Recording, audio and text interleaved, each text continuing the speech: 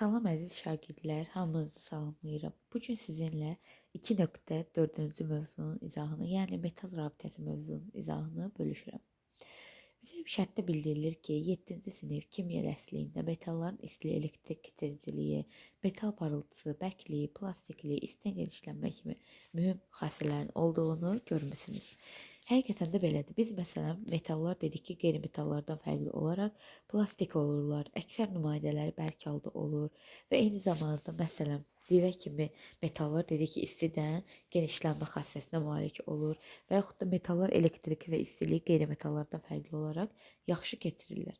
Və buna səbəb niyə digər maddələrdən metallar bu fərqli xassələrə malikdirlər? Səbəb metallarda digər maddələrdən fərqli olaraq metal rabitəsinin olmasıdır. Və bu metal rabitəsi baxaq necə yaranır. Metalların özünəməxsus xassələrinin olmasının səbəbi onların atomları arasında kovalent rabitə və ion rabitəsindən fərqlənən metal rabitəsinin olmasıdır. Metal rabitəsi həm kovalent, həm ion rabitəsindən fərqli xüsusiyyətlərə malikdir. Metalların elektronları nüvə tərəfindən zəif cəzb olunduğundan biz bilirik ki, metalların elektronları qeyri-metallara nisbətən nüvə tərəfindən zəif cəzb olunur. Və buna görə də zəif cəzb olunduğundan onlar asanlıqla atomdan ayrıla bilirlər. Və bu zaman delokallaşmış elektronlar, yəni yarım sərbəst olan elektronlar əmələ gəlir. Və atomlar isə müsbət yüklü iona çevrilir. Atomlar müsbət yüklü iona çevrilir və yarım sərbəst deməli elektronlar olur. Delokallaşmış elektronlar metal kationlarını cəzb edərək onlar arasında güclü rabitənin yaranmasına səbəb olur. Baxın, deməli metal kationu ilə müsbət yüklü metal kationlardır. Ortada olan göy rəngli verilmiş delokallaşmış, yarım sərbəst olan elektronlardır. Və bu zaman onlar arasında yaranan rabitəyə biz deyəcəyik metal kationu ilə delokallaşmış elektronlar arasında yaranan rabitə adlanır metal rabitəsi.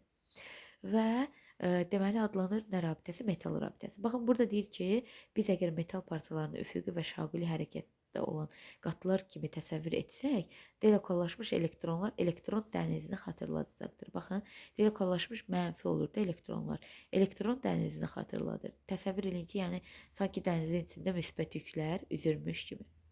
Daha sonra isə deyir ki, kiçik radiusa malik olan metallarda ion və elektronlar arasında cəzb etmə qabiliyyəti daha güclü olduğuna görə daha güclü metal rabitəsi əmələ gəlir. Yəni biz dedik ki, yuxarıdan aşağı getdikcə metallarda, məsələn birinci qrup elementlərində radius nə olur? Radius artır. Bizə deyir ki, bizə bildirir ki, kiçik radiusa malik elektron metallarda ion və elektronlar arasında cəzb etmə güclü olduğuna görə daha güclü metal rabitəsi əmələ gəlir. Deməli, radius artdığına görə metal rabitəsi nə olur? Radius artarda metal rabitəsi nə olur? Azalır. Metal rabitəsinin qüvvətliyi azalır və daha zəif metal rabitəsi əmələ gəlir.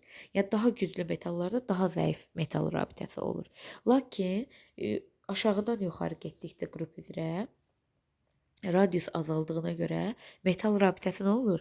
Daha da güclənir. Deməli, yuxarıdan aşağı getdikcə metal rabitəsi zəifləyir, aşağıdan yuxarı getdikcə metal rabitəsi güclənir. Və güclü metal rabitəsi metalların ərimə qaynama temperaturu yüksək olur.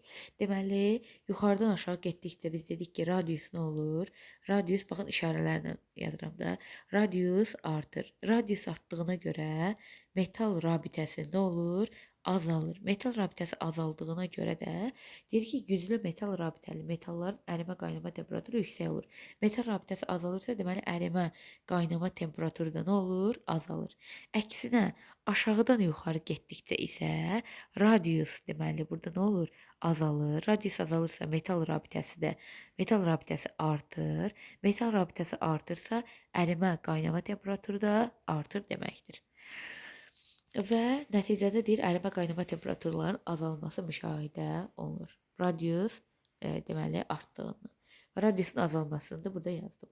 Daha sonra deyir ki, metal parıltısı cərəyan mənbəyinə qoşulduqda delokallaşmış elektron dəhlizi elektrik keçiriciliyinə səbəb olur. Əgər elektrik cərəyanını keçirsək və bu zamanda istilik metal parçasının bir tərəfindən digər tərəfinə ötürülür. Hansı ki, bu metallarda istilik keçirmə xassəsi idi.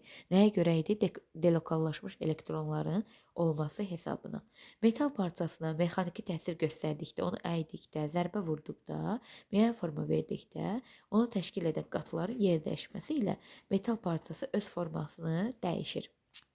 Deməli, bu delokallaşmış elektronlar sadəcə yerini dəyişdiyinə görə metal forma parçası öz formasını dəyişir. Yəni bu hansı xassədir? Plastiklik xassəsi. Ona görə də həm istilik keçirmə, həm plastiklik delokallaşmış elektronların olması hesabınadır. Və metal rabitəsi bəzən deyir qopmasına imkan vermir. Nəticədə bu əmələ gələn forma qorunur. Bu da metalların plastik olmasına səbəb olur. Metalların ərintilərini hazırlamaqla onların xassələri dəyişdirilir və bu məqsədlə biz 9-cu sinifdə keçəcəyik maddələrin, deməli metalların tərkibinə ərinti hazırlandıqda digər metallardan əlavə olunur ki, hansı ki atom radiusu daha güclü olan başqa metallar əlavə edilir.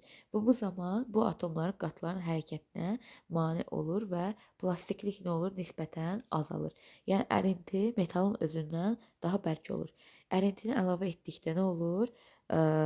Plastiklik qabiliyyəti nisbətən azalır və maddənin forması nisbətən dəyişə bilir.